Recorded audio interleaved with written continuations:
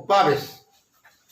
आज हम आप सभी भैया बहनों को वृत्त के विषय में चर्चा करेंगे। वृत्त किसे कहते हैं? वृत्त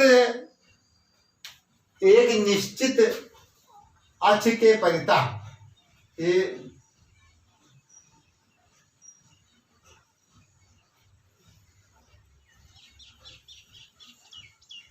एक निश्चित अक्ष के परितः सतत चाप के मेल को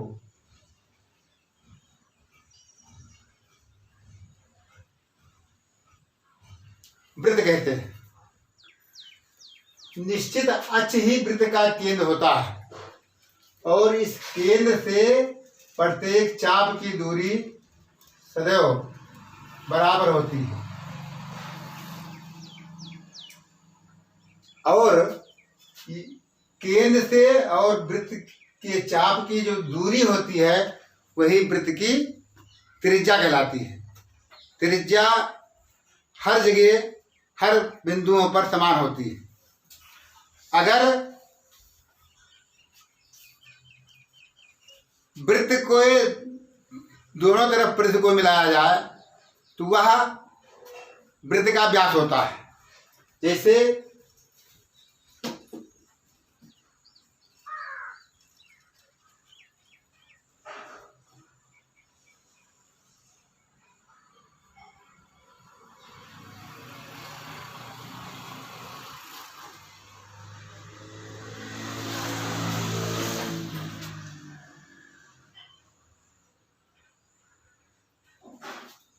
ए बी एक जीवा है जो वृत्त के केंद्र से होकर जाती है। यही वृत्त का व्यास कहलाता है और व्यास वृत्त को दो समान भागों में बांटती है। इसको कहा जाता है अर्धवृत्त।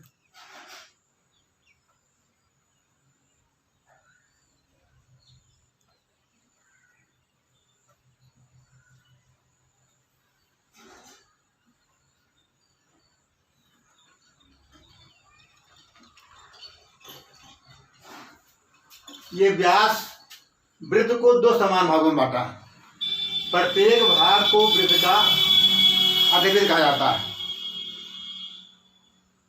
और ये केंद्र से और परिध तक की जो दूरी होती है उसको कहते हैं त्रिज्या।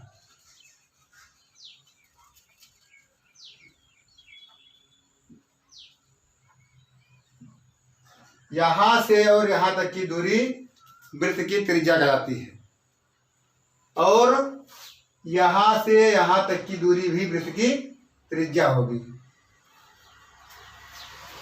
त्रिज्या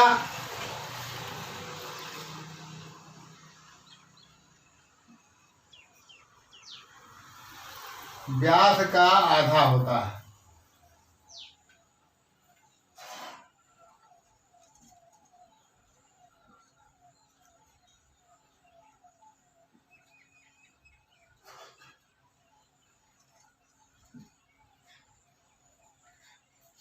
व्यास का आधा, यहां से यहां तक के भाग को त्रिज्या कहते हैं।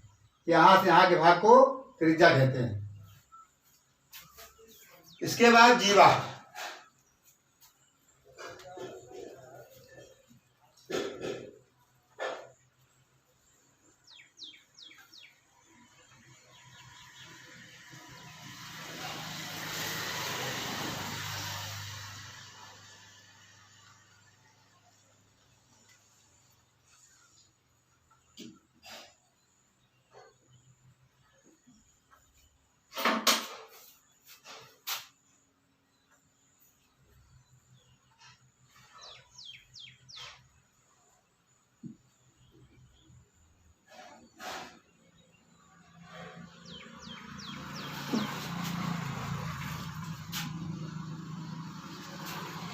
ये भी वृत्त की एक जीवा है। वह रेखा जो वृत्त को दो असमान भागों में विभाजित करता है, एक भाग छोटा और एक भाग बड़ा, इसको वृत्त की जीवा कहते हैं। अब बड़े भाग को वृत्त का दीर्घखंड कहा जाता है और छोटे भाग को लघु वृत्तखंड कहा जाता है। ये बड़ा बड़ा भाग जो है ये दीर्घ वृत्तखंड।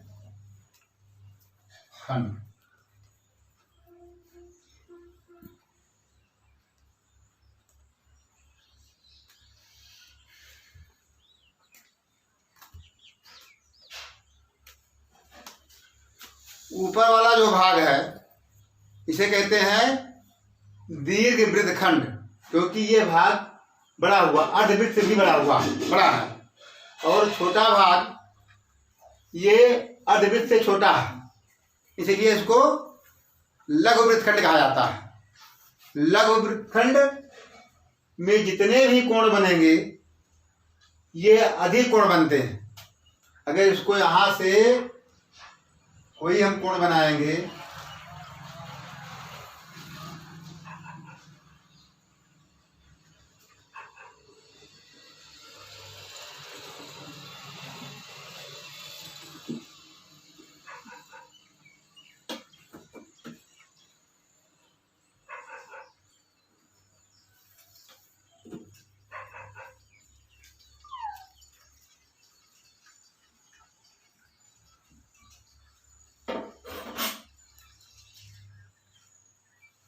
ये ए और सी और डी, ये लघु वृत्तखंड में बना कोण है।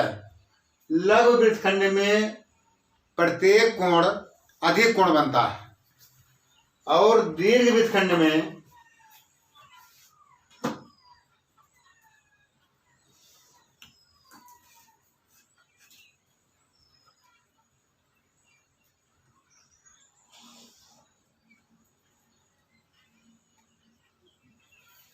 ए डी बी, कोण ए डी बी ये वृत्त के दीर्घ वृत्तखंड में बना हुआ कोण है।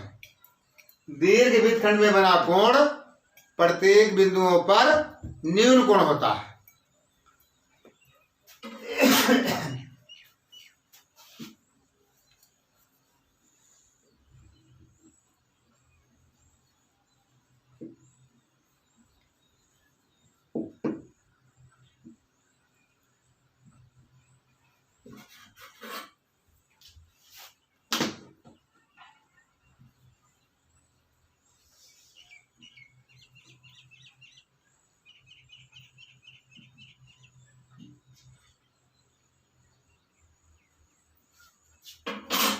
अर्धवृत्त में प्रत्येक बिंदुओं पर बना हुआ कोण समकोण होता है। अगर हम अर्धवृत्त में कोई भी कोण बनाएंगे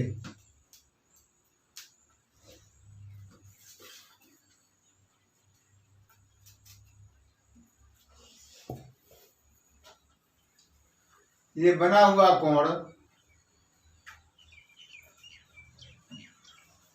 कोण ए डी बी अर्धवृत्त में बना हुआ कोण है। यह कोण प्रत्येक बिंदुओं पर 90 अंश का बनेगा। इसको चाहे यहां बनाया जाए और चाहे इसको यहां बनाया जाए।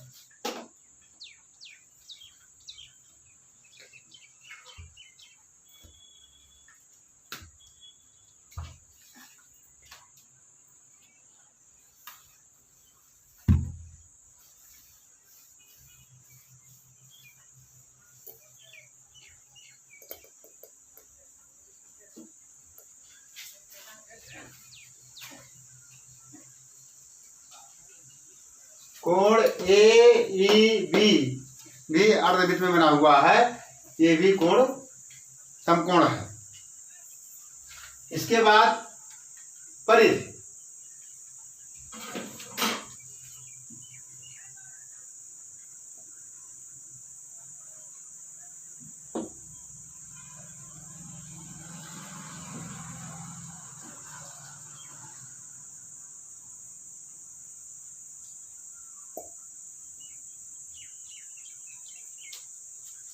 परिधि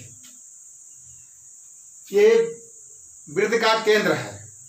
इस केंद्र के परितः एक पूरे चक्कर को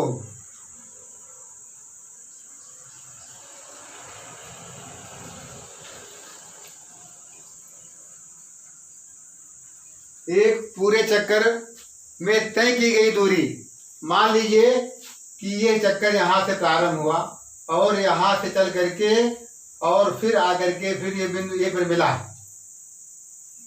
तो ये पूरी दूरी यहाँ से यहाँ तक की पूरी दूरी वृत्त की परिधि कहलाती है। 4,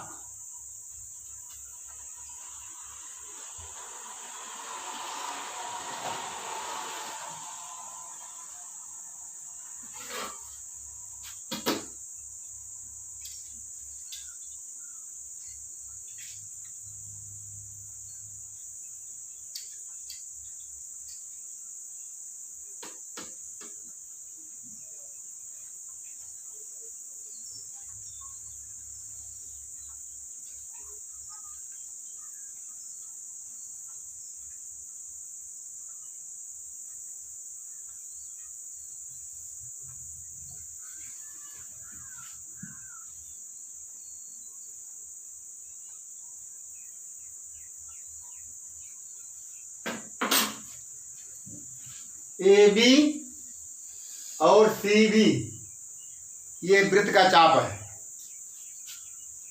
वृत्त पर 2 बिंदु लेने पर वह 2 भागों में बढ़ जाता है। जैसे यहाँ पर एक बिंदु लिया गया और एक बिंदु यहाँ लिया गया, ये 2 भागों में बटा, एक भाग ये हो गया और एक भाग इधर हो गया।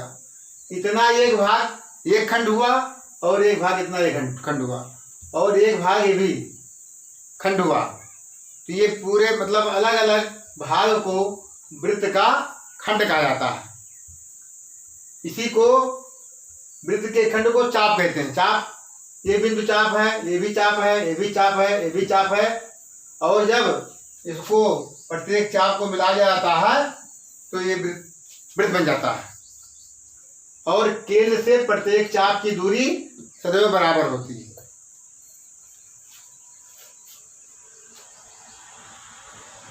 वृत्तखंड, अभी हमने बताया कि व्यास और जीवा वृत्त को 3 खंडों में बांटते हैं।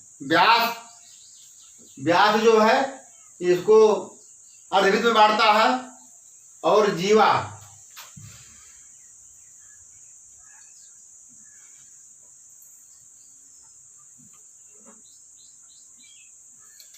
सीधी जीवा ये लघु वृत्तखंड और दीर्घ वृत्तखंड में बांटता है।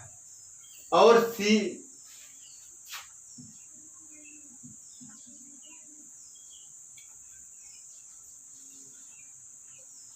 ये भी व्यास है।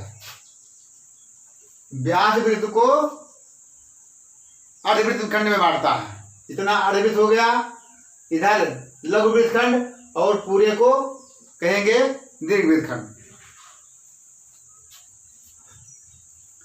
शेष सारे भैया बहन इसको नोट कर लें। अगले टर्न पर आपको वृत्त से संबंधित प्रश्नावली के सवालों को समझाएंगे।